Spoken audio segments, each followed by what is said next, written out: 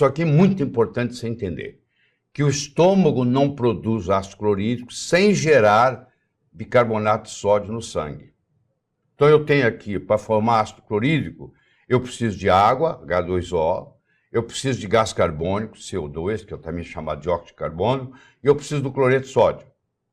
Quando eu junto esses três elementos, eu faço uma reação química que vai produzir ácido clorídrico no estômago e bicarbonato de sódio no sangue.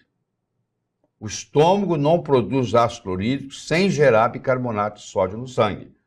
É muito importante você entender isso. E aqui você começa a ver a importância do sódio e do cloro. O cloreto de sódio é muito importante. Uma dieta hipossódica que é dada para o paciente com pressão alta, ela tem uma consequência a longo prazo muito indesejável. Porque esse paciente vai virar um zumbi. A bomba sódio-potássio dele não vai funcionar bem. Ele precisa do sódio para a bomba sódio-potássio. Ele precisa do cloreto para formar o ácido clorídrico. Aí você fala assim, mas o sal de cozinha, ele faz bem para a saúde? Não, ele não faz bem para a saúde. Mas não é por causa do sódio e cloro. Ele não faz bem para a saúde porque ele veio de um sal que tinha 82 elementos e foi limpando com os detergentes para chegar a 2, o sódio e o cloreto. E esse detergente, resíduo desse detergente ficou lá. Por isso que você tem que mudar para sal integral. Não precisa ser sal rosa do Himalaia, pode ser também. Pode ser um sal marinho integral. Você tem que cozinhar com sal integral. Porque se você cozinha com cloreto de sódio, esse detergente está na comida. Acaba contaminando a sua comida. Então, o segredo não é você tirar o cloreto de sódio do paciente, falar que ele agora vai fazer uma dieta hipossódica. Não. Pelo contrário, você vai falar para ele ingerir mais sal. Só que esse sal tem que ser integral. Pode ser um sal marinho integral. O Brasil tem bons sais que vêm do Rio Grande do Norte. Eu não vou citar o nome da empresa aqui, mas que você vai procurar. Tem sal. Não adianta você comprar sal marinho refinado. Sal marinho refinado você só vai pagar mais caro. É o cloreto de sódio que você compra, o sal de cozinha. Você tem que comprar o sal marinho integral, que vai ter mais de 80 minerais. Entre eles lá está o magnésio, lá está o potássio. Tanto é que, paradoxalmente, muitos pacientes que recebem o sal integral, a pressão vai baixar, ao invés de subir. Mas como é que pode? Eu estou dando sal e a pressão diminuiu. Porque muitos pacientes têm pressão alta pela deficiência de magnésio. E esse sal integral agora tem esse magnésio. E como você sabe, a maioria dos brasileiros, se não a totalidade, é deficiente em magnésio. Mas voltando aqui a esse slide, acho que esse slide vai te acompanhar para o resto da vida. Você, para produzir ácido clorídrico no estômago, você tem que produzir bicarbonato de sódio no sangue. Entendeu? Depois lá, quando nós formos estudar a água ionizada, você vai entender como é que acontece o processo, entendendo isso aí. Certo? Bom, então nós temos aqui a outra coisa importante que na anatomia é que você está vendo que quando o esôfago encontra o estômago, ele não encontra o estômago na vertical, ele encontra o estômago na horizontal. Essa conexão chama-se terminolateral. Olha como que o esôfago encontra o estômago. Tem muitos desenhos disso errado, mostrando que o esôfago está descendo. Não, ele é quase que na horizontal que o esôfago encontra o estômago.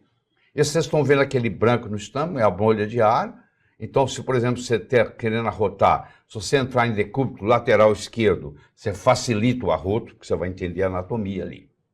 Certo? Então, isso aí é uma conexão terminolateral. Entendido isso? Decúbito lateral esquerdo facilita o processo de arrotar. Você está com dificuldade de arrotar, você deita para o seu lado esquerdo, esse decúbito lateral esquerdo facilita, você entende por que ali, olhando aquele desenho ali.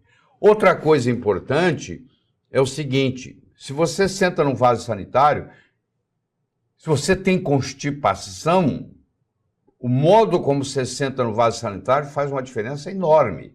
Porque você está vendo aí, se eu tenho um banquinho, que é uma coisa simples que o paciente adquire, e quando ele senta no vaso sanitário, ele pisa no banquinho, você está vendo em cima lá, que na hora que ele pisa no banquinho, é o primeiro, aí à sua esquerda e à direita do slide, é quando você está sentado no banquinho. E o outro slide, que está mais à direita, Se você, à esquerda do slide, já está mostrando como é que o sigmoide é quando você não está no banquinho. Vamos pegar o primeiro em cima. Aí você vê que quando você sentou no banquinho, o seu intestino vira uma coisa reta. Fica mais fácil o processo. Então, ao invés de você ficar horas no vaso sanitário esperando para fazer cocô, se você tem um banquinho desse, aquilo vai acelerar o processo, vai demorar minutos. E é uma coisa simples. É uma coisa que o paciente adquire uma vez na vida, um banquinho desse, é uma estrutura barato e vai resolver o problema de muita gente. Então você tem que ser pragmático no consultório. Você tem que ensinar coisas que o paciente vai te agradecer pro resto da vida, porque é uma coisa que vai resolver o problema. A anatomia, a estrutura determina a função. Nesse estúdio aqui que eu estou gravando tem uma porta.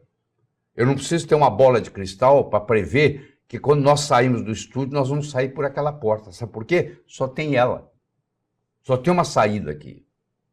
Então, a estrutura desse estúdio determina como que eu entro e como que eu saio. Estrutura determina a função. Isso é muito importante você entender. A estrutura determina a função. Então, se eu consigo esticar o meu intestino subindo num banquinho, a função também vai mudar. Estrutura precede função. Certo? Muito bem. Aí a pessoa reclama de queimação, reclama que nós chamamos de azia. Você tem dois tipos de azia que você tem que saber fazer a distinção. Você tem a azia que o paciente tem quando ele está em jejum. Isso é muito raro. É 1 em 10 mil que tem azia. Provavelmente no seu consultório você nunca vai ver uma síndrome de Zolling-Ellison. Você sabe que existe no livro. Então é aquele paciente que tem um excesso de ácido clorídrico e que tem um refluxo e que irrita. Só que essa azia é assim. Ela acontece em jejum, você come, a azia desaparece. Isso é 1 em 10 mil. O que você vê é o contrário. É a pessoa que vai reclamar para você que ela acabou de se alimentar, logo em seguida ela tem uma azia. E o conceito que existe espalhado por aí, erradamente, é de que você tem excesso de ácido clorídrico. Mas, na realidade, você tem falta de ácido clorídrico. Por isso que houve o refluxo. Porque a válvula pilórica que liga o estômago ao duodeno, ela é pH dependente. Se o seu estômago está com pH mais alto do que deveria, o pH do estômago é em torno de 2, se ele estiver mais alto do que deveria, a válvula pilórica não abre. E aí o que acontece? Acontece o refluxo. Quando eu tenho um refluxo pós-prandial, que chama, eu estou dizendo que eu estou tendo uma deficiência de ácido clorídrico. Aí eu vou no médico e o médico fala assim, você está com excesso de ácido clorídrico. Eu vou lhe dar um omeprazol da vida.